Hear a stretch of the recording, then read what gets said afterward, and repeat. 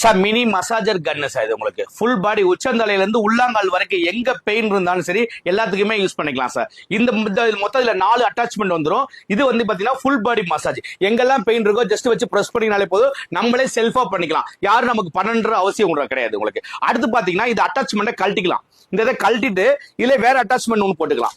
இது பாத்தீங்கன்னா கழுத்துக்கு யூஸ் பண்றது சார் உங்களுக்கு.